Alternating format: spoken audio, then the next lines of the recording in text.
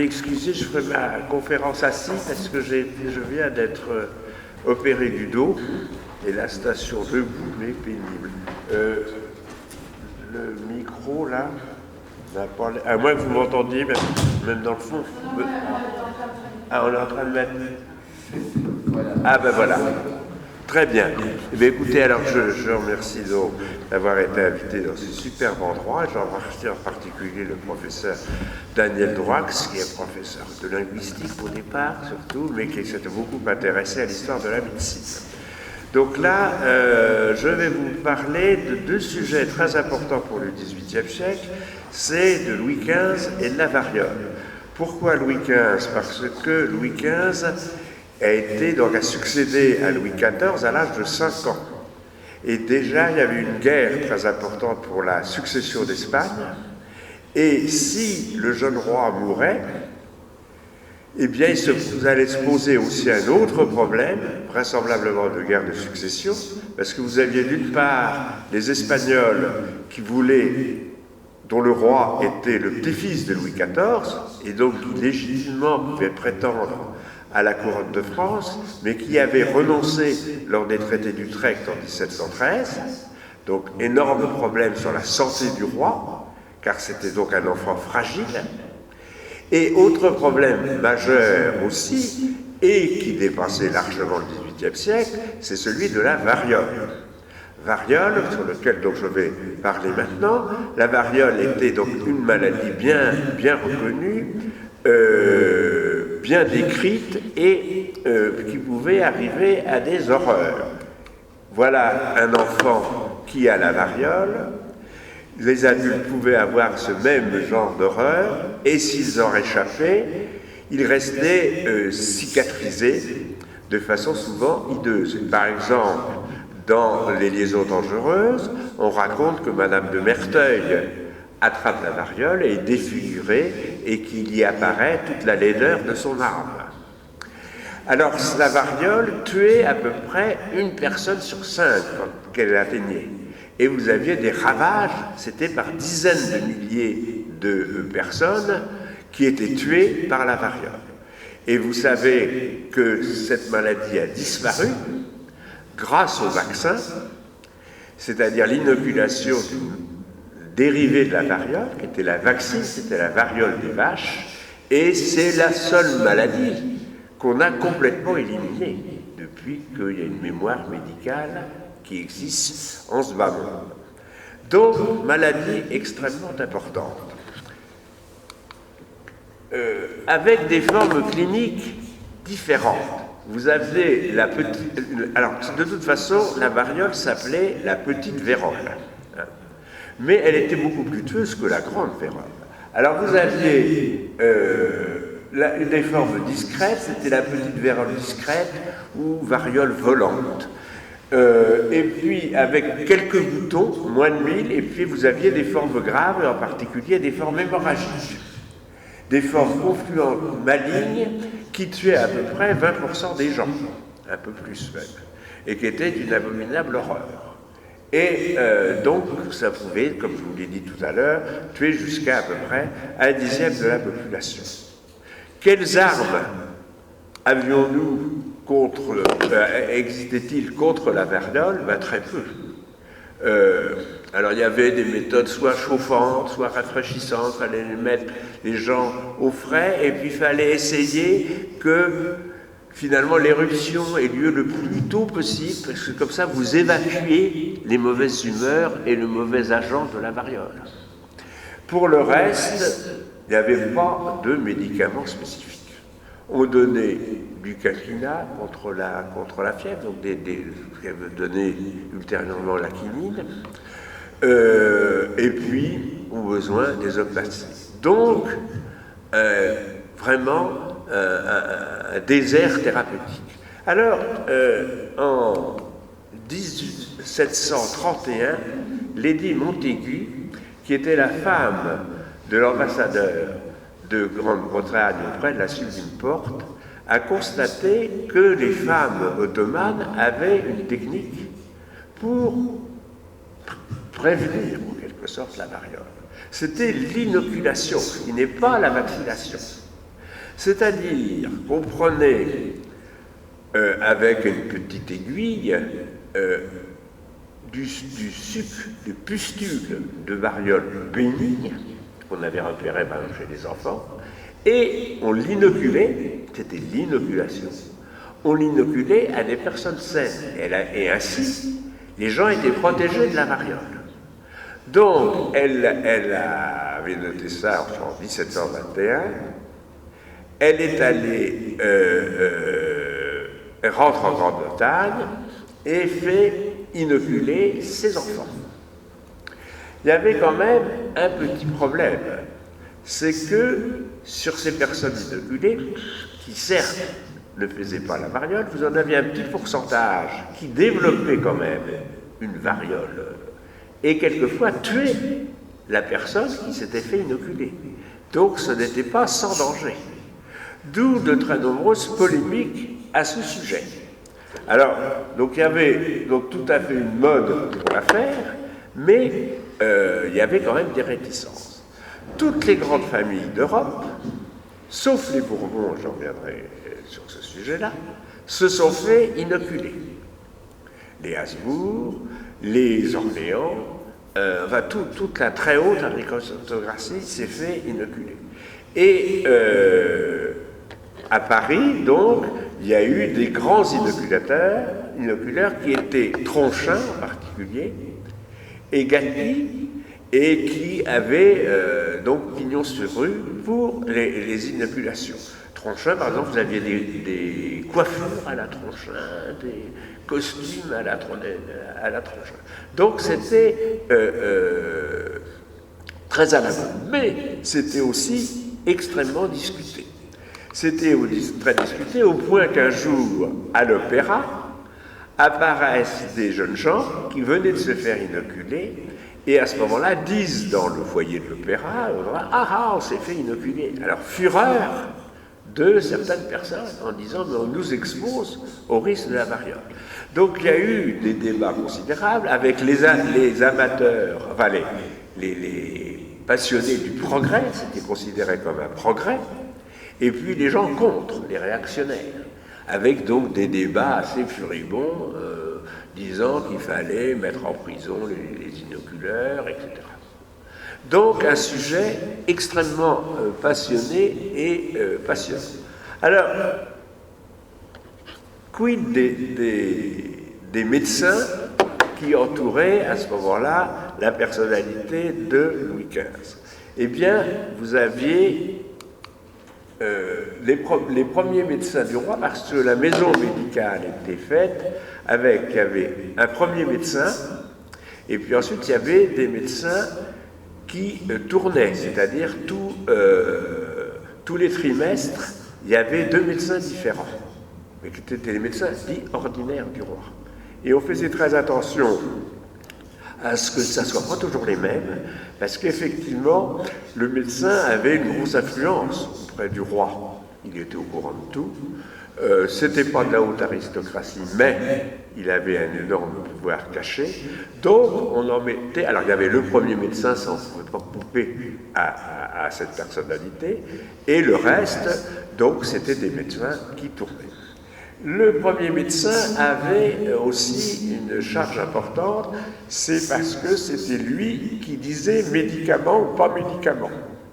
En Belgique, je pense que vous avez aussi une agence qui va dire médicament, pas médicament. Là, c'était le premier médecin qui disait médicament, pas médicament. Alors, il se faisait toujours, évidemment, réprimander. Soit il donnait l'autorisation de mise sur le marché, si j'ose dire. On disait qu'il était vendu non pas au Big Pharma, mais au prince dont la boutiquière en question était le serviteur. Soit il disait non, et on disait qu'il s'opposait à la marche du progrès, etc. Alors, le nommé Dodard, qui a été le premier médecin de Louis XV, en a eu assez et a dit il faut qu'on crée une société, un comité, pour pouvoir dire médicament, pas médicament. Et ça a mis à peu près 50 ans à voir le jour, et c'est la naissance de la Société royale de médecine française et ultérieurement de l'Académie nationale de médecine française. Autrement, vous avez Pierre Chirac. On va penser à Jacques Chirac, qui est décédé à l'instant. Pierre Chirac, qui donc était médecin, qui a encouragé la chirurgie, mais qui avait, par exemple, il ne croyait pas à la contagiosité de la peste. Donc là, c'est au 19e surtout qu'il y a eu des tas de querelles entre contagiosité ou le fait qu'il y ait des naissances spontanées d'agents qui donnaient la maladie. Ensuite, le Chicoano, c'était son gendre. Ensuite, vous avez eu Sénac, qui ne croyait pas à la médecine. Lui, il pensait il était assez sceptique sur l'efficacité de son métier. Et après, l'aumônier, donc sur lequel on reviendra. Ce qui est intéressant aussi dans Louis XV, qui s'intéressait beaucoup à la médecine, il avait été très cultivé, c'est qu'il s'est beaucoup intéressé à la chirurgie. Vous verrez que ça n'a pas un rapport avec la variole, mais c'est pour vous dire qu'il s'intéressait bien, et on verra tout à l'heure le problème, il connaissait bien les maladies, il savait bien les diagnostics, etc. Et c'est lui qui a demandé et obtenu que les chirurgiens qui étaient considérés comme une sous-classe de la médecine, les médecins faisaient leurs études en latin, les chirurgiens en français, vous aviez les barbiers qui coupaient la barbe et machin, et puis vous avez les chirurgiens de robe longue qui, eux, faisaient des interventions beaucoup plus efficaces que les médications des médecins. Et vous avez eu donc Maréchal, qui avait été le premier chirurgien de Louis XIV, vous avez eu la Peyronie, qui a donné son nom à une maladie, et qui a donné son nom à un CHU à Montpellier, et Lamartinière, qui était un ami de Louis XV. Donc ils étaient, Lamartinière et Louis XV avaient des échanges amicaux. Et c'est Louis XV qui a créé l'Académie royale de chirurgie, et a fait faire un bâtiment qui est devenu l'actuelle faculté de médecine, vieille fac de médecine à Paris, rue de l'école de médecine. C'était l'Académie royale de chirurgie, qui a eu un rôle extrêmement important. Alors, voilà, maintenant, quid de la variole dans l'impact de la famille royale. Alors, sur ce tableau-là, vous voyez toute la descendance de Louis XIV qui a été pratiquement pulvérisée.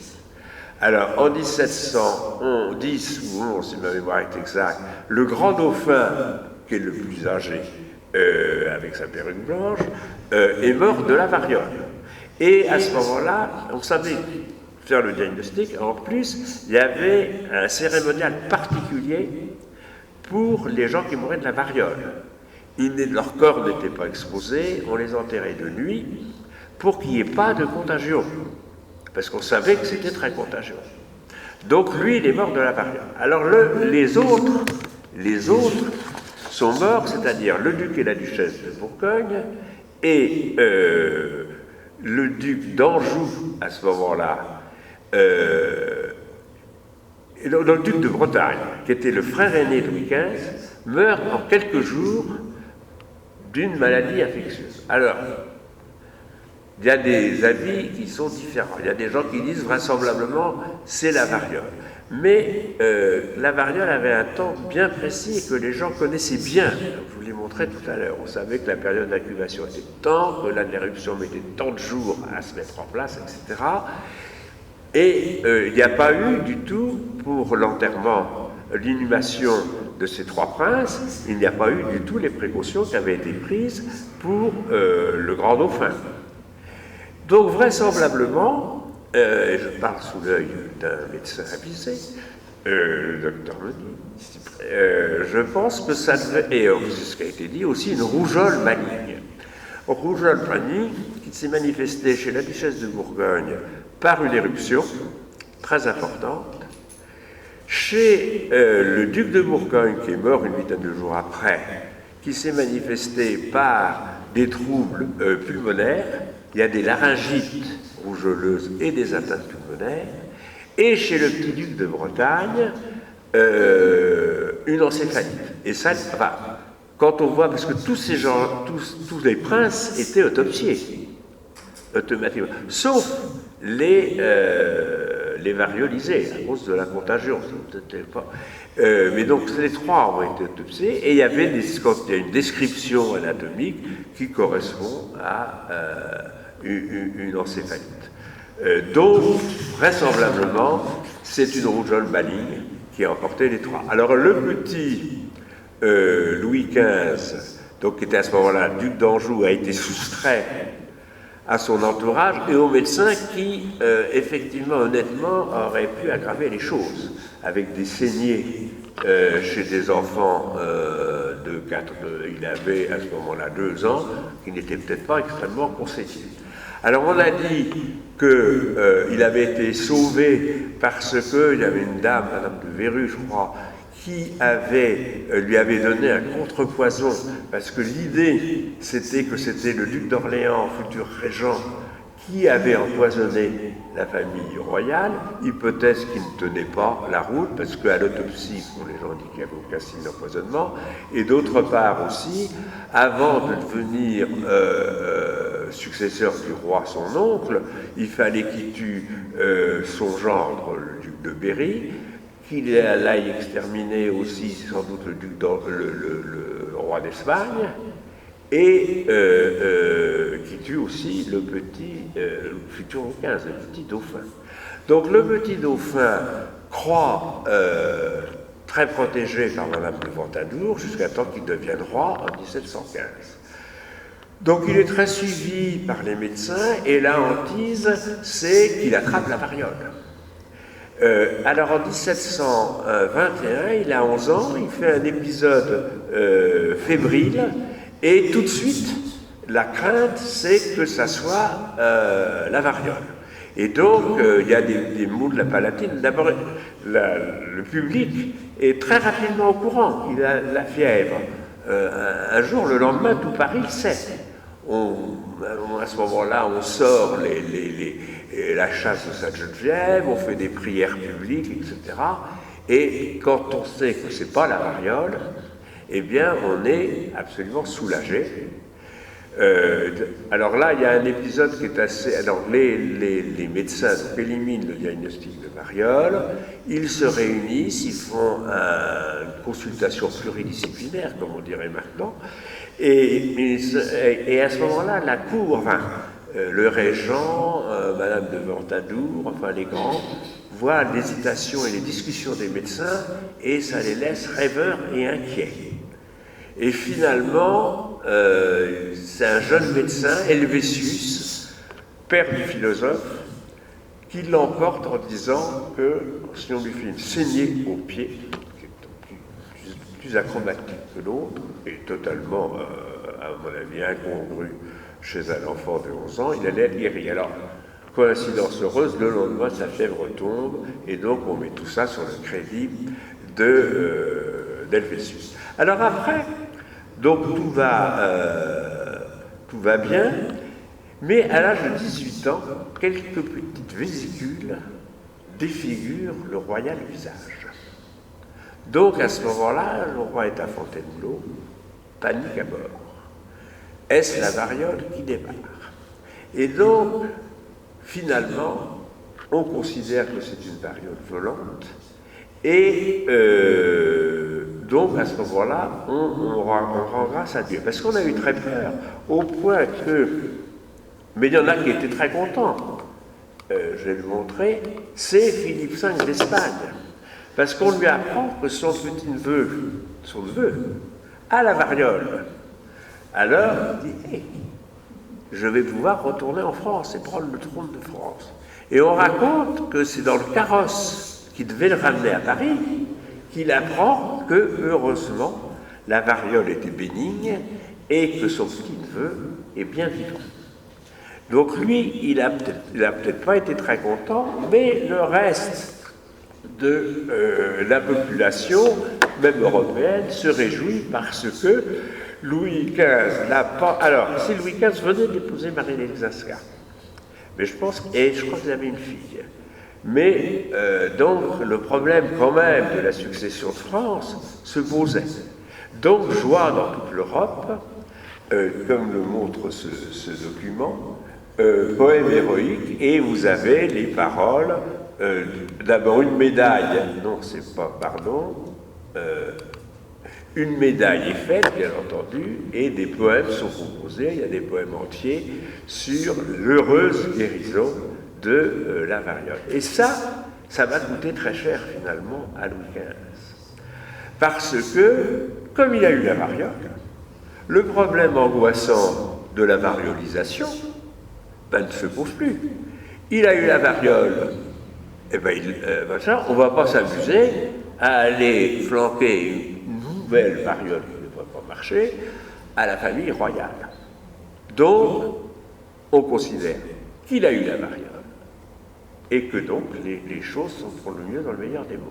Donc après, il traverse donc sa vie d'adulte avec une maladie qui a été, pour laquelle on n'a pas du tout suspecté de la sinusite de variole, c'était fini, c'était complètement éliminé, c'était la maladie qu'il a eue à Metz en 1744, si ma mémoire est bonne, et là, donc c'était une affection saisonnière, vraisemblablement ce qu'on appelle une méningite léprocitaire, des méningites bénignes, mais qui peuvent entraîner des troubles de la conscience. Alors là se pose un problème qu'on va retrouver après pour la variole du roi, la dernière variole, si j'ose dire. C'est-à-dire qu'il va à Metz, il est superbe, en pleine forme, et Marie Lesinska, auquel il a fait 10 enfants, on a assez un petit peu de retrouver la couche royale. Comme lui a 34 ans, il est beau gars, comme vous avez pu le voir sur ses portraits, eh bien, il a une maîtresse. Et donc, à ce moment-là, la maîtresse, elle a des amis et elle a des ennemis. Donc, quand le roi est fort malade, le chantage est soit il n'a pas les derniers sacrements, il meurt, ce qui est embêtant, soit il les a, mais il faut renvoyer la maîtresse. Parce que sinon, le grand aumônier, l'archevêque de Reims, ne donneront pas l'absolution. Donc là, il y a toute une bagarre qui se fait, et la malheureuse duchesse de Châteauroux est renvoyée dans ses foyers sous les insultes de la population.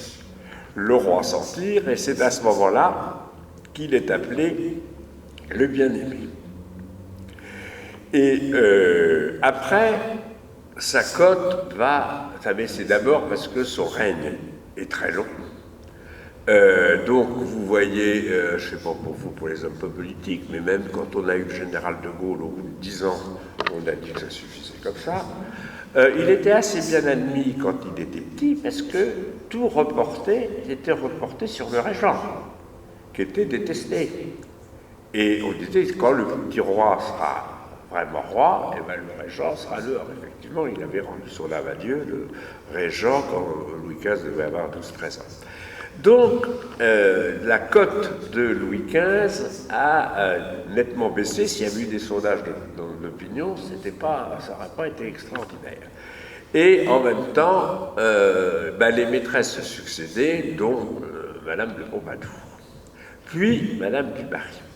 Donc en fait, son règne se poursuit, et en 1774, il a, donc en avril 1974, il a un épisode fébrile. Juste avant, il y avait l'évêque de Sénès, qui est un petit pays qui est dans le sud de la France, Jean de Beauvais, avait fait un sermon devant le roi qu'il avait avalé sans protester, et où il avait dit au roi que votre population est malheureuse et méfiez-vous, dans 40 jours, Ninive sera détruite.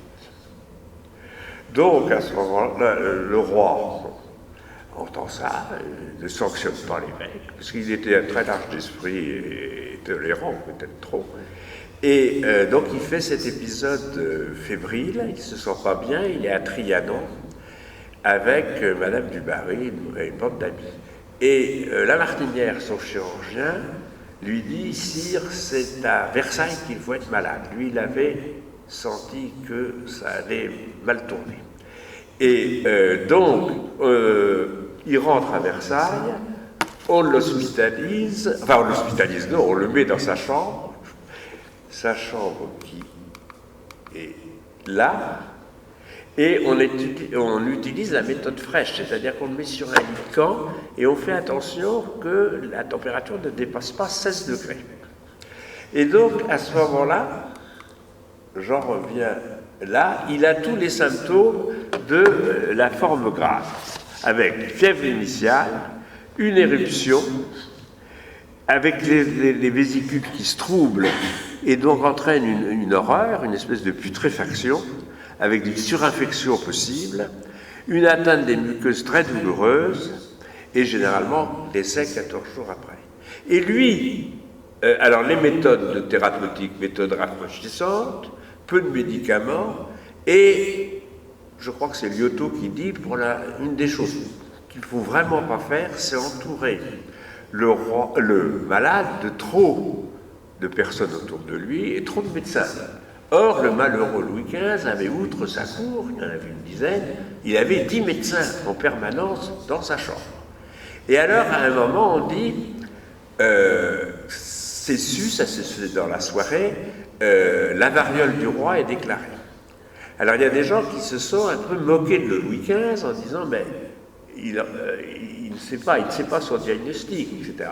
Or, Louis XV se dit, j'ai eu la variole, et il dit, ça s'est rapporté par des mémorialistes, ça serait bien la variole, mais je l'ai déjà eu. Donc, en fait, il va faire son diagnostic. Mais, pour lui éviter la crainte, etc., on va nier devant lui, donc on ne lui dit pas la vérité, bien qu'il l'ait reconnue, et en particulier ses filles, que je représente ici, qui sont là, oui, elles sont là, ces filles vont le veiller, lui caresser la main, etc., au risque de l'infection.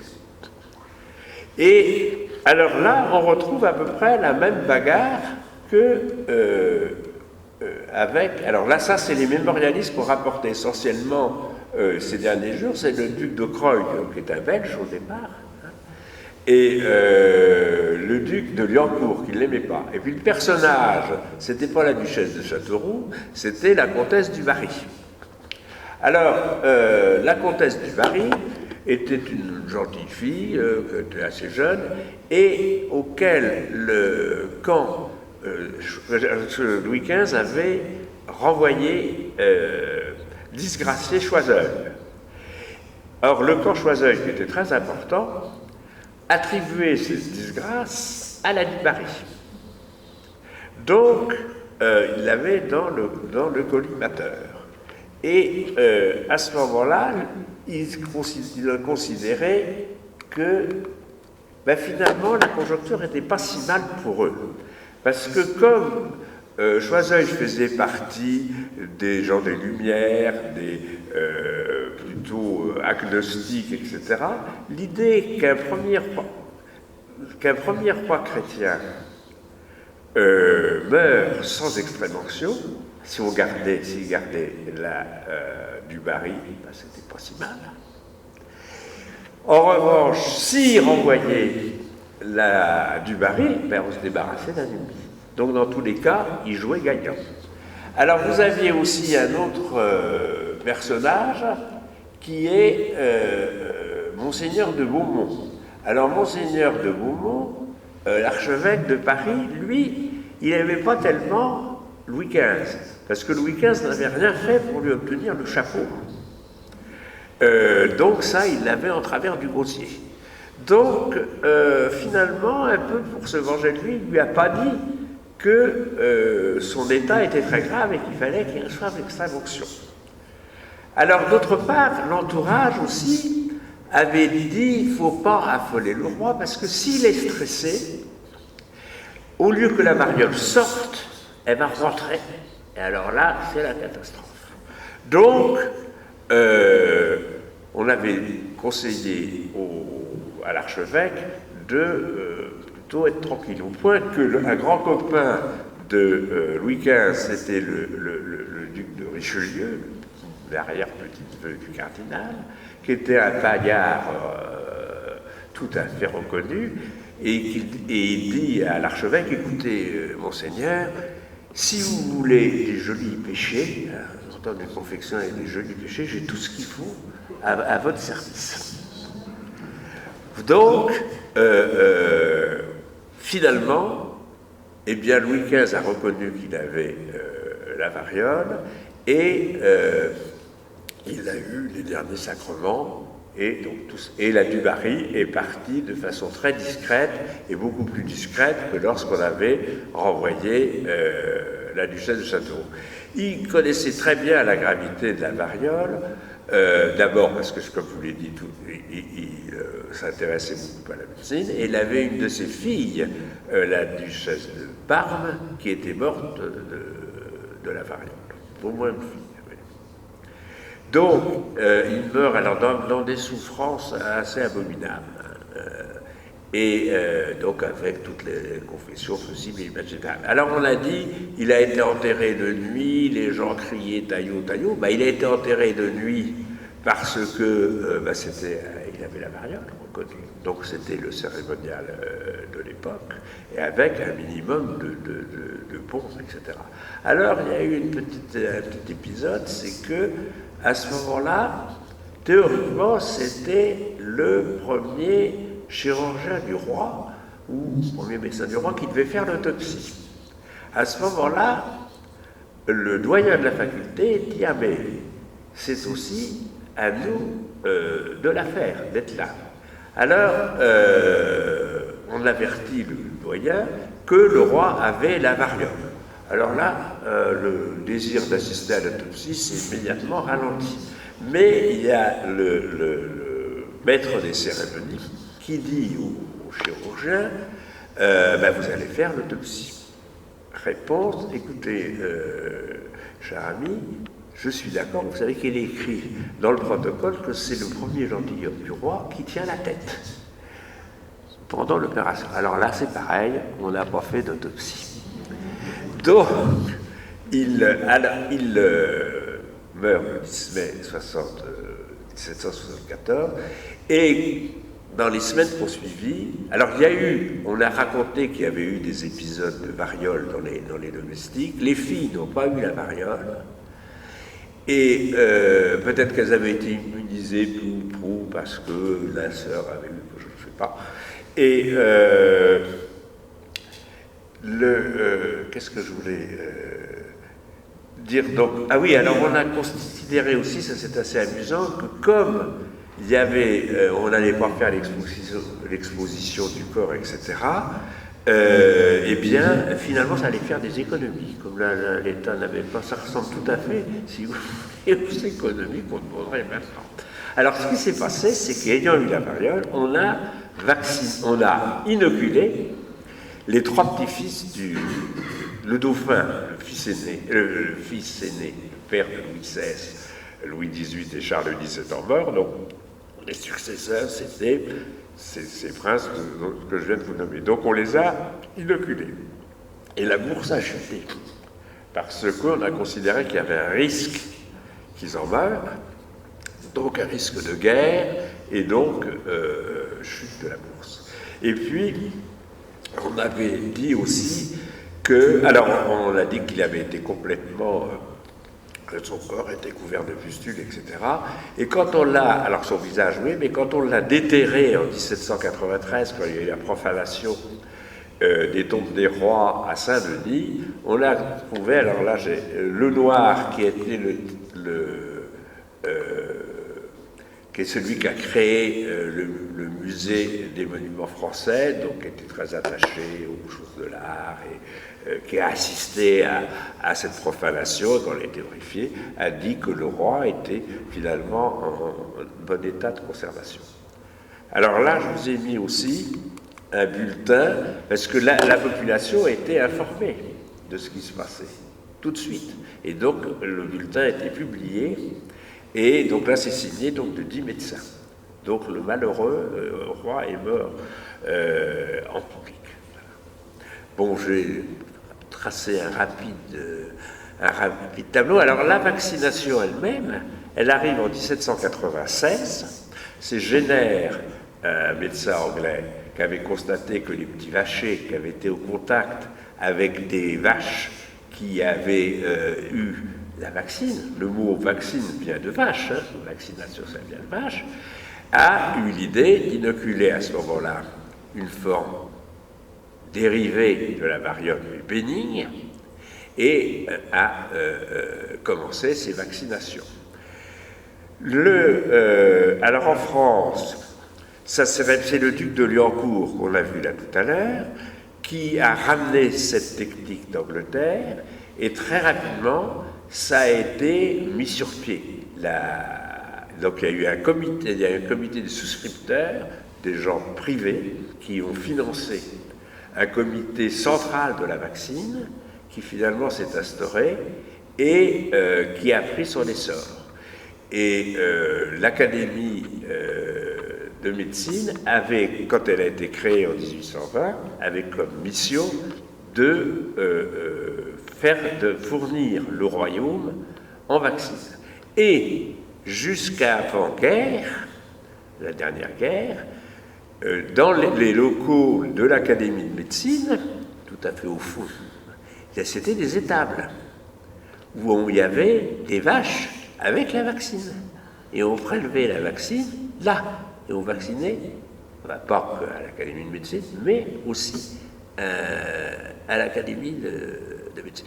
Alors il y a aussi des querelles, il y avait des anti-vaccinateurs déjà. Ça a été obligatoire, la vaccination a été obligatoire dans les armées assez rapidement. Au début, l'Église, par son pape, avait été réticent en disant que ça troublait l'ordre de la nature, etc. Mais finalement, très rapidement, les évêques ont encouragé donc, la vaccination. Mais elle est devenue obligatoire à mon avis, au début du XXe siècle. Donc, voilà l'histoire que je voulais vous raconter. Moi, je suis loin d'avoir tout dit et je suis prêt à répondre à vos questions. Oui. Eh bien oui, la vaccine, le mot vaccine, le mot vaccination, c'est vache. Hein. Et donc là, les vaches, elles avaient, de temps en temps, elles sont malades, comme j'allais dire, comme tout le monde. Et donc, elles faisaient l'équivalent d'une variole. Et cette variole s'appelait la vaccine. Et quand donc on voyait bien que les vaches avaient des pustules qui ressemblaient, parce que c'était à l'époque, ils étaient mauvais thérapeutes, ils n'avaient pas de... mais c'était des bons sémiologistes, c'est-à-dire qu'ils savaient très bien décrire les choses. Donc ils voyaient ces vaches avec des pustules, comme les hommes, donc ils ont fait le parallèle avec la variole, et ils en ont conclu que... donc l'idée de génie de Jenner, c'est d'avoir dit, quand il y a la vaccine chez les vaches, qui est une épidémie de variole, et les petits gars qui gardent les vaches, ils n'auront pas la variole. Et c'est comme ça que ça lui est venu. Alors il y a eu même un truc assez monstrueux, c'est que je crois, oui, à la fin de l'Empire, enfin dans les années 1810-1815, on a voulu faire un test, c'est-à-dire qu'on a pris des petits jeunes qu'on avait vaccinés, on les a mis dans un bateau, il y avait des gens qui avaient la variole pour s'assurer qu'ils n'attrapaient pas la variole, ce qui quand même pose quelques petits problèmes éthiques.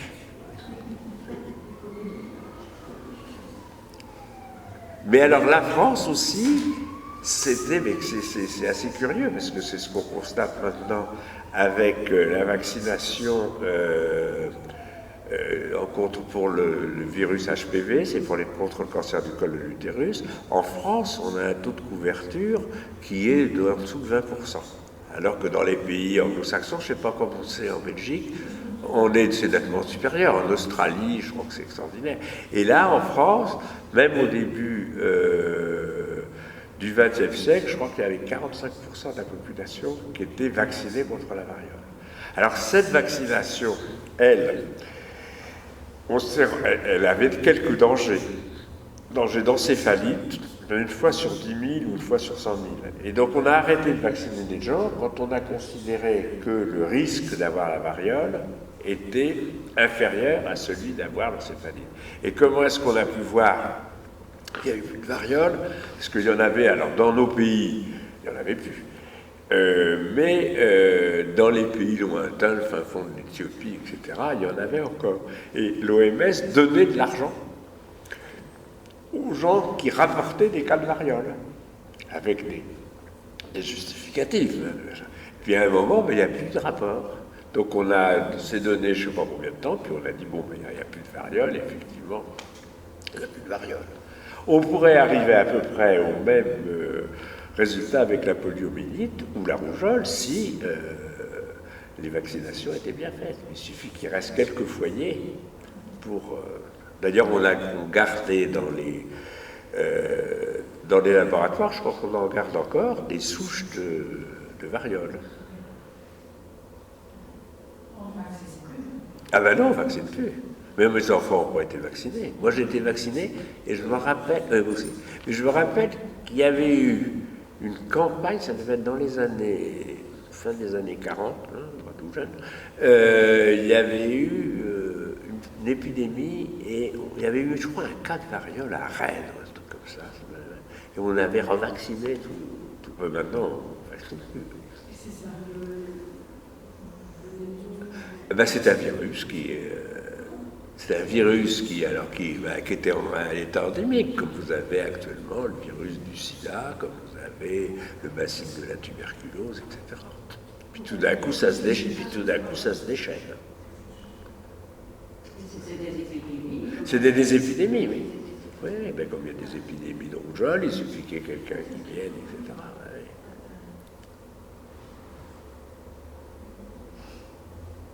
Donc, maladie intéressante, oui. Et heureusement, mais la grande vérole, alors là, c'est la syphilis. Alors, oui. Alors, on disait aussi, quand on a dit Louis XV est mort de la petite vérole, alors le mot, c'était rien n'est petit chez les grands. Alors, comme évidemment, il avait une vie sexuelle assez fournie, on en a conclu que... Alors, comment est-ce qu'il a attrapé la variole? Alors là, il y a eu plusieurs versions. Il y a eu la version, je crois que c'est de Voltaire, qui aimait bien Louis XV, qui disait qu'il avait été rendre visite à une pauvre petite femme, la fille d'un fermier qui était mort de la variole. Et puis, bien entendu, il y en a d'autres qu'on dit, certes, c'est pas la grande vérole, c'est la petite vérole, mais il l'a attrapée en allant au parc-concert. Et puis, il y a des gens, qui sont sans doute les plus raisonnables, disaient, mais à cette époque-là, c'était au mois de mai, eh bien, il y a toujours des petites épidémies de variole. Alors, j'en reviens à Jean de Beauvais et ses 40 jours. Alors, ce qui a beaucoup impressionné, c'est qu'effectivement, 40 jours après le sermon de Monseigneur de Beauvais, eh bien, Louis XV est mort. Donc, on y a vu, évidemment, le doigt de Dieu. Et cette vaccination a été internationale, alors? Quoi? Il y a eu un effet international. Ah ben oui, mais ben là, il avait quand même 3 petits-fils. Quand il est mort, ah ben oui, l'Europe, c'est mieux. Enfin, oui, mais ben, c'était pas aussi crucial jusqu'à l'âge de 18 ans, parce que à chaque fois, il y avait ce risque de guerre, et en plus, alors, le risque aussi de la succession en interne. Et Saint-Simon raconte qu'un des cousins du roi, qui était le duc de Bourbon, détestait les Orléans. Mais il était Premier ministre. Le régent est mort, après Louis XV avec 13 ans, et il y a eu le grand cousin qui était là, donc il prend comme Premier ministre.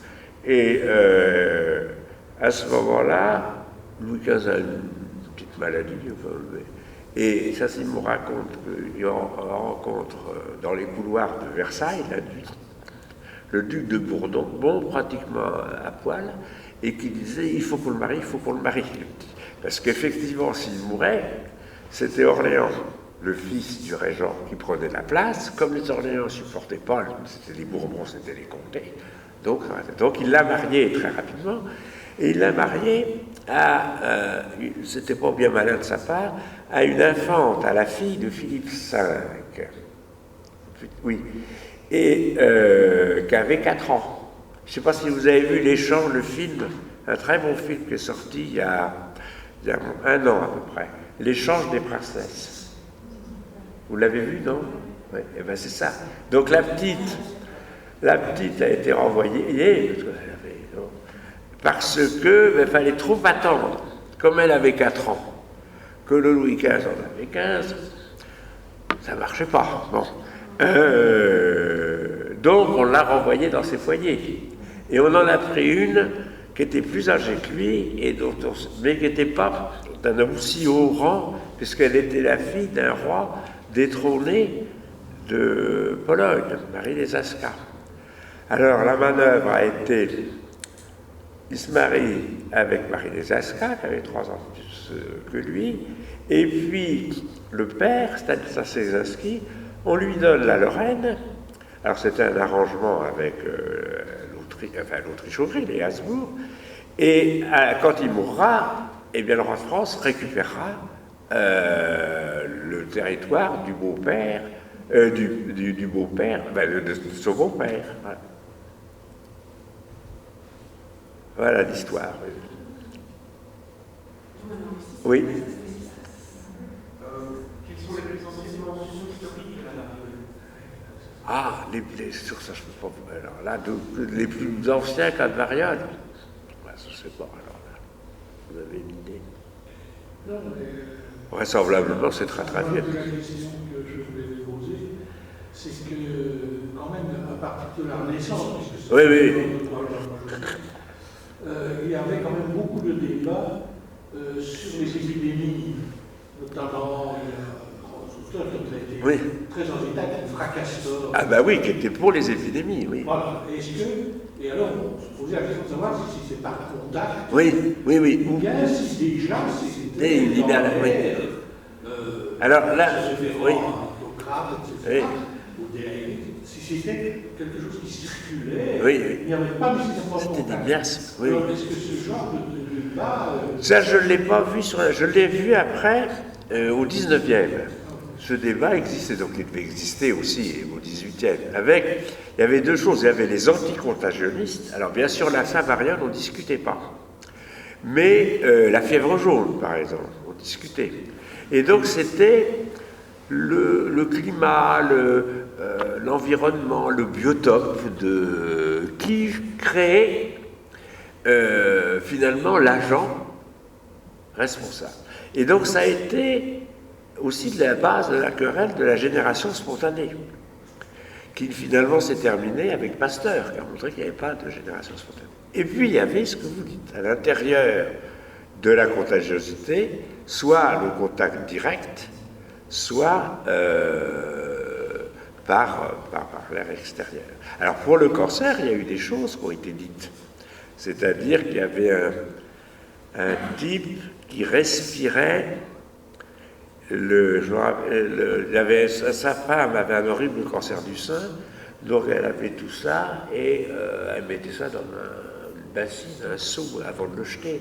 Et le mari respirait ça et donc il a attrapé un cancer du nez. Ah oui, il y en avait qui étaient. Et puis il y avait aussi une dame qui couchait dans le même lit que ses enfants et qui ont fait 20 ans après un cancer. Donc il y avait une notion de contagiosité. Mais ça s'est déjà connu. Ah ben très en.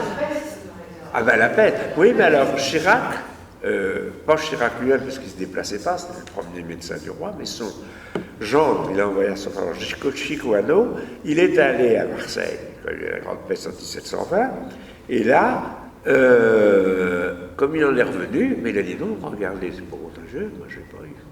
Donc ça a été très discuté.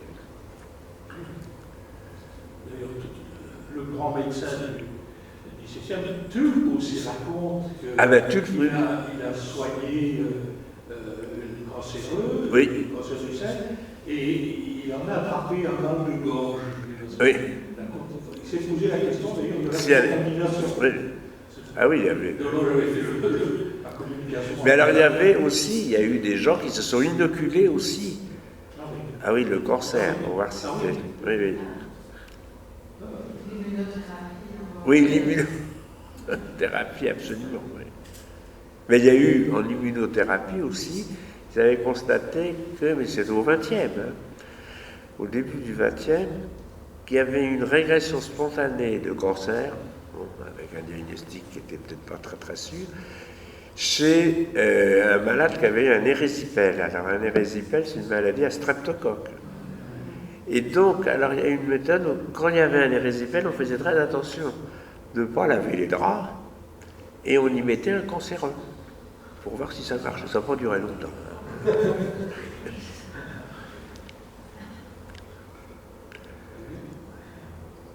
Mais il y a un cancer qui est quand même contagieux, c'est le cancer du col de l'utérus. Puisque c'est la transmission du virus. Hein. Quoi? Et les hépatocarcinomes aussi, oui, oui, oui, bien sûr. Oui, parce qu'on voit, absolument, on voit plus. Ah ben avec l'HPV, pareil, oui, oui, bien sûr. Oui. Ben oui, ça c'est la même chose que les... Donc finalement, il y a une part de vérité dans le cancer contagieux.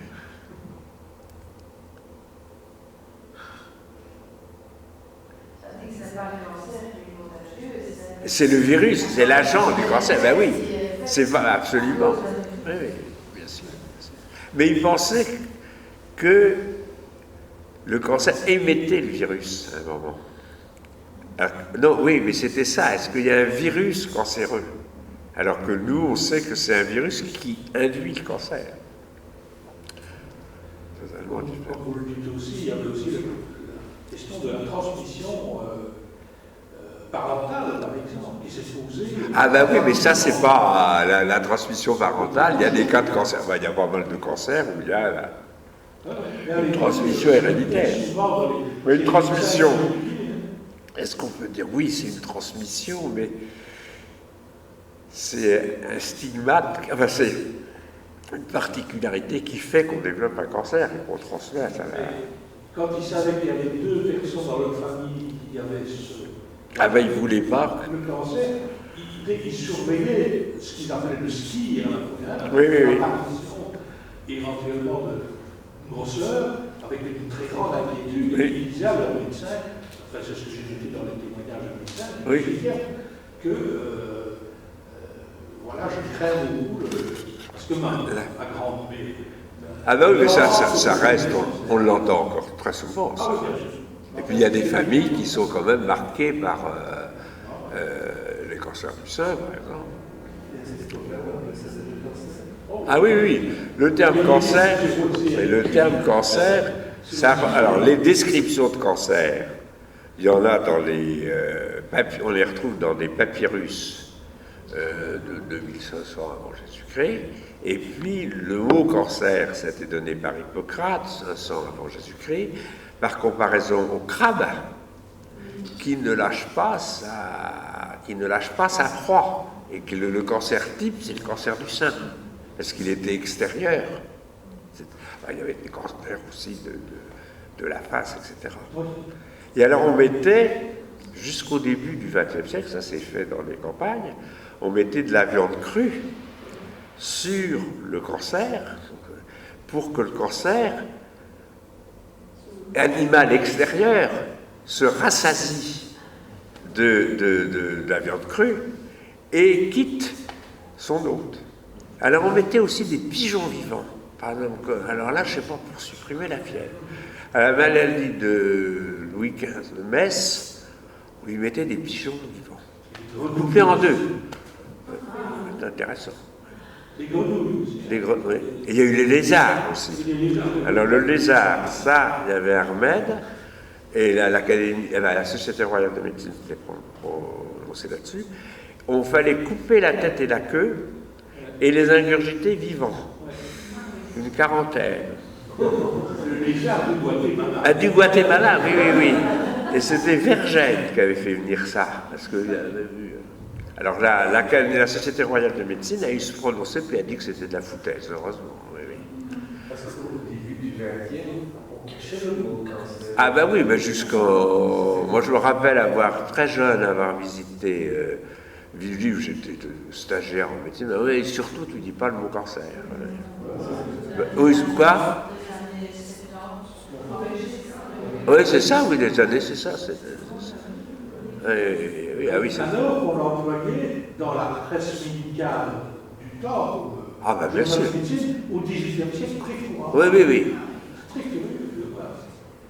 Mais ce qui m'a frappé aussi à propos, c'est que j'ai lu des témoignages aussi de traitement du cancer.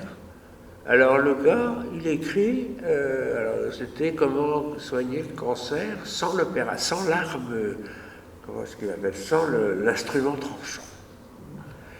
Et elle a écrit, Madame Duchemol, habitant au 4 de la rue des Pingouins, avait un cancer que je soignais. Alors le secret médical, ça m'a étonné, ça quand même. Alors il y a des observations, il y a vraiment tout, puis d'autres, il y a Madame X, 3 petits points. Mais habitant, je crois qu'ils faisaient ça pour montrer que c'était vraiment qu'ils n'inventaient pas leurs observations. Bah alors oui, Il y a toujours eu les douteux, tout ça. Ah ben oui, ben ça, vous avez un spécialiste des charlatans du cancer dans la personne de M. Droit. Ah oui, ben, il y a eu des trucs. Il y avait la diète absolue. Elle avait par des gens sérieux. Poutot, c'est un chirurgien qui a décrit une fracture. Je ne sais pas si en Belgique vous l'appelez comme ça. Poutocol, oui, oui. Voilà. Et bien Poutot lui avait préconisé la diète absolue, parce qu'à ce moment-là, vous ne nourrissiez plus de cancer. Et le problème, c'est qu'il fallait après réalimenter le patient. Donc c'était ça la difficulté. Ça n'a pas donné des résultats farouches non plus. C'est lui qui avait donné de l'argent personnel pour que l'Académie de Lyon décerne un prix qui a été donné par Péril. Oui, par Péril, ah oui. Mais alors là, les gens essayaient d'inoculer. Ah oui. Et puis alors, il y a eu aussi, alors dans le dépistage, il y a eu aussi parce que les gens, pour le sein, quand vous avez une induration, alors, ça peut être bénin, hein, ça peut être un petit cancer. Et ça, ils le savaient, ça. Mais pour eux, c'était, comme ils ne faisaient pas de diagnostic au microscope, bon, alors ils disaient, ben, ça doit être malin. Donc, systématiquement, ils retiraient le sein des gens. À des gens qui vraisemblablement n'avaient rien. Et on retirait ça sans anesthésie générale.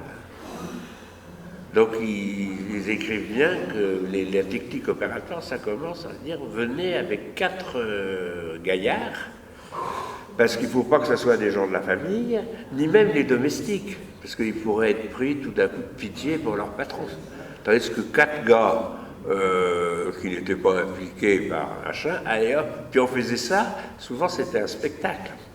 C'est-à-dire qu'on invitait les notabilités du coin. Vous allez voir ce que vous allez voir. Ah oui, on a échappé quand même à des grands malheurs. Et ils inventaient aussi certains des procédés qui étaient moins actuels. Comme je crois que c'est Tabot, je crois. C'est Allemand qui avait inventé, vous vous souvenez, une espèce de cercle comme ça, avec une rainure à l'intérieur, dans laquelle était circulait une lame. Oui, c'est ça, oui, mais enfin. Oui. Il disait ça marche très rapidement. Oui. Et on n'a presque pas le temps de sentir. Il était le sein. Oui, parce que les bons chirurgiens se targuaient d'opérer très vite. Et il y avait un type qui disait 2 minutes et demie pour retirer un sein normal, avec hémostase, etc.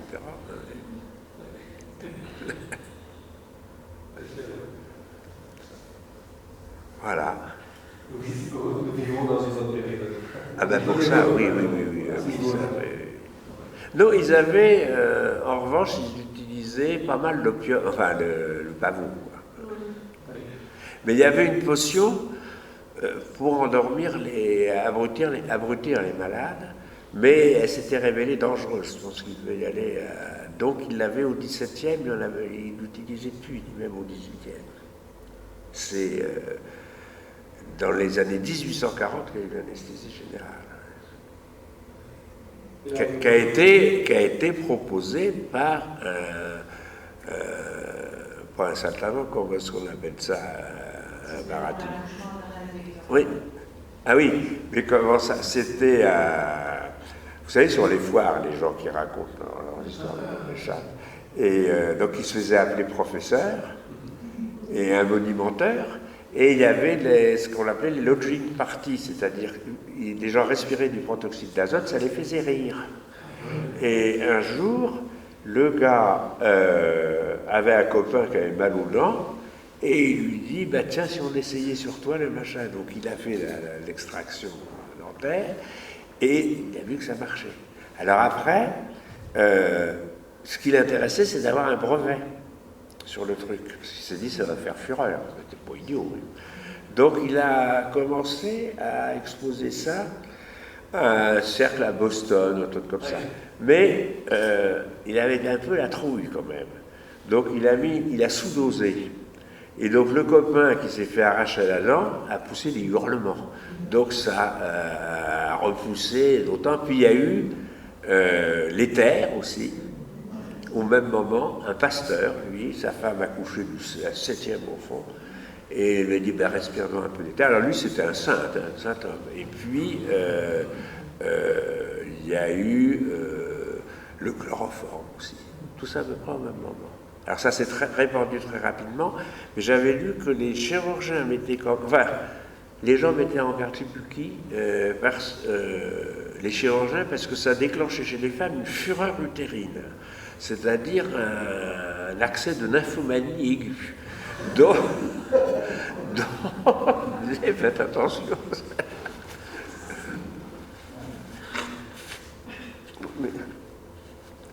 Ah oui, c'est amusant tout ça, mais c'est eu des progrès quand même.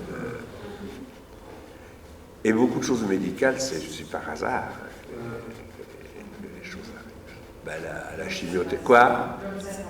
L'observation, oui. La chimiothérapie, c'était par hasard aussi. Oui, il y a eu. Les navires américains transportaient des gaz de combat en 42. 42 ou 44. Oui, c'est ça, oui. C'était le gaz butane. Alors, et donc, il y a eu c'était dans des cargos en Italie, cargos qui ont été attaqués par l'aviation allemande. Les cargos ont coulé, on a dépêché du personnel, marin, docker, etc., pour évacuer les bonbonnes de gaz. Et il y avait des fuites, et les malheureux ont fait des destructions dans le globule blanc. Donc à ce moment-là, il y a un gars qui s'appelait Alexander. Ça, c'est après la deuxième. En fait, c'est la fin de la Deuxième Guerre mondiale, c'est pas après la Première. Mais il y a non, mais il y a eu quand même. C'est là. Oui, il y avait quand même après, rétrospectivement, ils ont retrouvé des observations, oui. Et donc on s'est dit, puisque ça détruit des globules, des cellules saines, pourquoi ça ne détruirait pas les cellules malignes? Et donc on a essayé dans les leucémies. Et voilà. C'est ça l'origine de la chimiothérapie. Oui. Donc un hasard. Et un gars, il faut que les gars, il faut un gars qui ait l'idée, c'est ça comme ça. Comme la pénicilline, exactement pareil.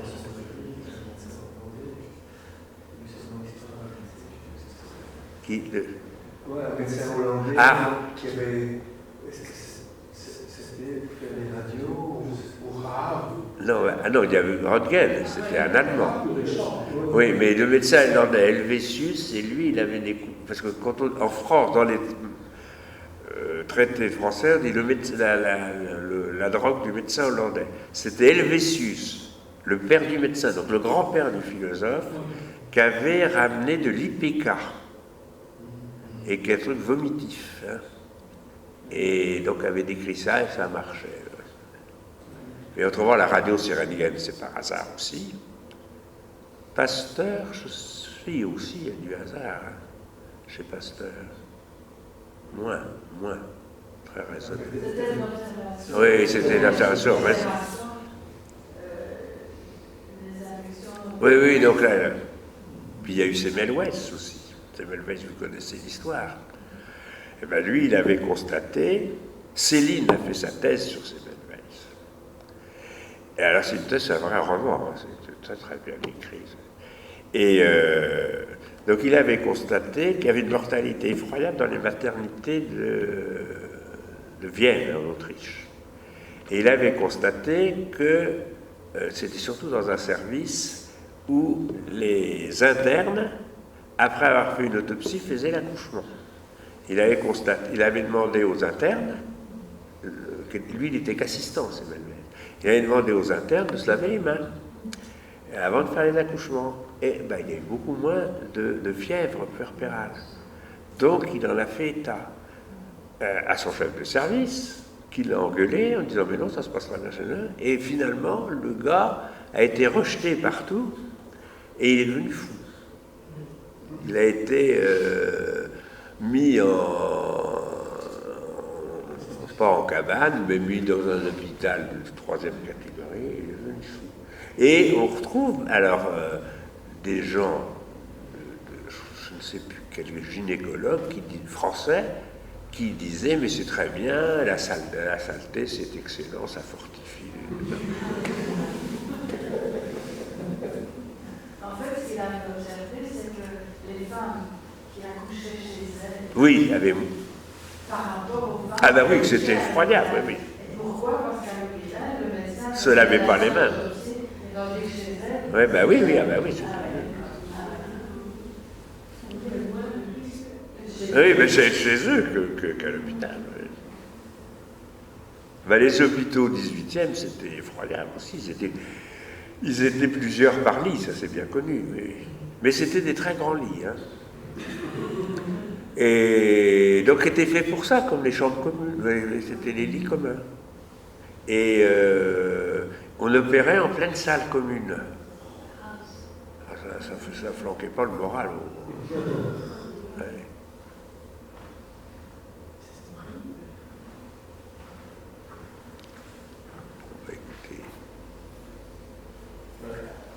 C'est bien. En principe, on est là jusqu'à 8 heures. Ah ben alors, on continue, oui. Je ne veux pas. C'est moi qui... Oui, non, mais c'est intéressant, l'histoire et puis tout. Oui. L'observation pour les femmes, vous l'avez dit aussi dans votre premier livre de 2011, pour le cancer avec Morgane, etc. Oui. Les femmes qui... les religieuses. Ah oui, c'est comment s'appelle-t-il, les Ramazzini, non, Oui, attendez. Oui, qui avait constaté que les religieuses avaient plus de cancer du sein que les autres. Ça faisait partie des cancers professionnels. Et Anne d'Autriche aussi. Anne d'Autriche est morte d'un cancer du sein, donc la mère de Louis XIV. Elle est morte d'un cancer du sein et elle avait créé le Val-de-Grâce, œuvre pieuse, et où il y avait des religieuses. Et elle avait constaté des cancers du sein chez les religieuses. Et elle est morte, elle, d'un cancer du sein. Alors, quand elle a eu son cancer du sein, je crois qu'on aurait pu l'opérer. Mais le gars auquel on présente la mère du roi, avec une casse opératoire qui était de 50%, largement, je crois qu'il y avait 3% de survie après les interventions. Ben, il a dit on pourrait peut-être se contenter de traitements médicaux. Ben oui, c'est embêtant. Oui. Mais Saint-Simon raconte qu'une dame qui avait une tumeur dans le sein, qu'elle avait cachée, dont elle n'avait parlé qu'à sa femme, qu'à sa domestique. Alors, elle se fit abattre le sein de grand matin et guérit parfaitement. Et le soir, elle dînait en compagnie et guérit parfaitement. Ah. Et il y en a un autre qui écrit en disant finalement abattre un sein, c'est peut-être pas si terrible que ça, puisque les Amazones, on leur coupait le sein. Voilà. Et donc c'était courant. Oui. Oui, c'était pour mieux tirer à l'arc. Oui, c'était pour mieux tirer à l'arc. Oui. Est-ce que aussi, au rayon des découvertes hasardeuses, par hasard, est-ce que le scorbut aussi Ah oui. Pour le citron, Oui, c'est le citron, oui, sur les bateaux, oui, bien sûr. Oui, que c'était ça qui. Oui, c'est pas dit. Oui, alors on dit que les Anglais ont gagné à Trafalgar parce que les Français avaient été tout le temps au cabinet. Mais je crois, est-ce que le scorbut donne, je sais pas, quelles sont les manifestations du scorbut? Surtout, oui, c'est ça, c'est des trucs trophiques surtout. Je pense que c'est pas ça.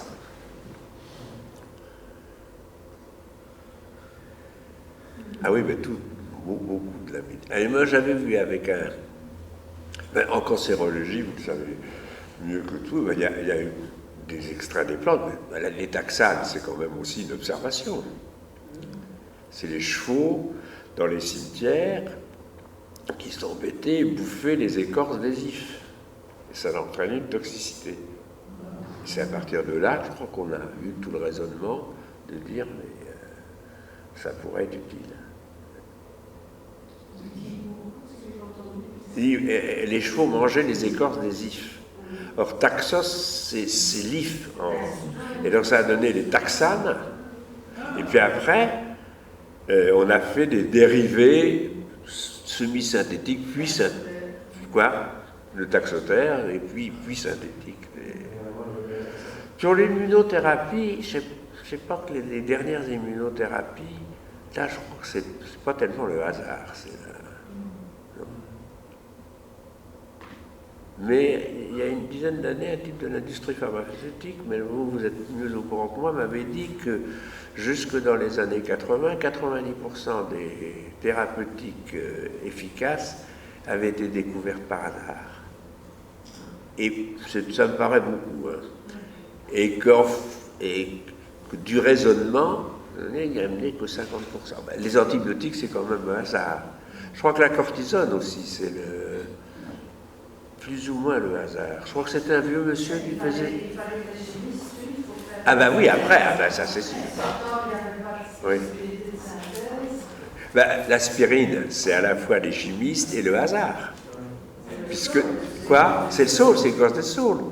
Et la nature fournit le remède à la pathologie qu'elle procure. Donc paludisme, saule. Et le quinquina aussi, quinine, alors là, je ne me rappelle plus, je crois aussi c'est du hasard. Hein. Enfin, comme vous le dites, de l'observation bien ciblée. On voit bien à l'Amazonie, par exemple, ces tribus qui récoltent certaines plantes. Oui. Oui, mais vous savez que même les singes aussi ont des emplâtres. Il y avait une exposition sur les grands singes au Jardin des Plantes à Paris, il y a un an ou deux. Et alors, ils montrent que les grands singes font des emplâtres pour des plaies, et que selon les tribus, pas les races, les tribus de grands singes, ben les emplâtres ne sont pas les mêmes. Et c'est un savoir qui se transmette. Donc, quand on va revenir à l'état de grand singe, on y est peut-être déjà. Mais... Si quelqu'un a des lueurs sur les vertus de la bourrache, comme vous savez, oui. À la Renaissance, c'est ce qu'on utilise partout contre le cancer, préventivement, pour soigner la glosse ou bourrache. Je ne sais même pas ce que c'était la bourrache. C'est une plante qui n'est pas spécialement agréable à consommer. Et tous ceux qui ont des cas de cancer, ce qu'ils appellent le cancer, cancer du sein, mais aussi souvent des demi-métangères. Oui, demi-métangères, oui. Il y a beaucoup des lèvres, des cancers des lèvres. Ah oui, ben oui. Ah oui, parce qu'ils chiquaient aussi. Ah oui, parce qu'ils appellent ça cancer des oui. lèvres. compétent pour savoir ce que ça veut dire. Oui, les médicaments extravagants. Il y a eu la ciguë aussi, un gars qui avait fait tout un. Alors, ainsi, la ciguë, donc, le type, il avait fait une expérience sur des chiens, sur 2-3 chiens, hein, sur lui-même, et puis il divulgue ça. Alors, à ce moment-là, ça parle. C'était un médecin de Marie-Thérèse. Donc, il avait un gros pouvoir politique, enfin, donc, d'influence. Alors, curieusement, en France, en Angleterre, ça ne marchait pas du tout, mais dans tous les territoires qui étaient sous l'égide des Habsbourg, ça marchait très bien. Donc, on envoyait au médecin du roi, de l'impératrice, votre médicament était patent, etc. Il y avait aussi un de ces adeptes qui était médecin Charles Lorenz. Oui. Et qui a utilisé la ciguë, ça. Oui, mais la Lorraine aussi, c'était dans la. Oui. Mais il y avait un réseau aussi, celui dont vous parlez, le médecin. Stroke, oui. Ouais. Un réseau de distribution très moderne. Il avait des amis un peu partout qui lui faisaient des comptes rendus de ses publications, et vraiment exaltaires. Donc, il était très. Je crois quand même que ça lui rapportait pas mal. Ah oui, mais il y en a qui ont fait fortune. Il avait des publications, mais c'était très organisé. Les chirurgiens du roi, par exemple, ils prélevaient une dîme sur tous les chirurgiens du royaume. Au point qu'ils avaient un lieutenant, enfin un gars qui était chargé de ça. Parce qu'avant aussi, les chirurgiens étaient obligés de payer une dîme à la fac de médecine. Alors ça passait mal aussi. Donc quand Louis XV a rétabli l'équilibre, je crois qu'ils ont arrêté de fournir du fric. Mais ils faisaient, oui, des fortunes très importantes. Et les médicaments, alors c'était cher pour les riches, alors il y avait un côté social. Donc c'était le même médicament, mais les riches étaient chargés de le donner aux pauvres. Donc c'était, oui, ils faisaient très attention auprès des médicaments. Alors il y avait aussi beaucoup de livres, médecine des pauvres. Alors il y a eu des traités de la carotte, de toutes les possibilités. Sulzer, c'était. Il avait inventé ça, carotte. Alors je ne sais plus qui était le gars qui avait fait la carotte. Ça a été lui qui l'a inventé et ça a été alors diffusé, là il est dans notre livre. Oui, je ne sais plus, je ne me rappelle plus, oui. Il y en a deux même qui travaillaient. Sur la carotte, oui. J'ai oublié un peu leur nom aussi. Alors il y a eu l'arsenic qui était proposé, oui. Mais il y a un traitement pour certains lymphomes à base d'arsenic. Hein. Et moi, j'ai retrouvé des observations de la fin du 19e, utilisation de l'arsenic, on voit des régressions de ganglions lymphomateux, manifestement. Alors, ça a mis un siècle à ça.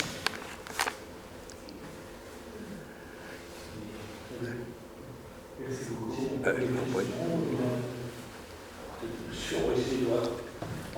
Non, je ne suis pas hyper pressé.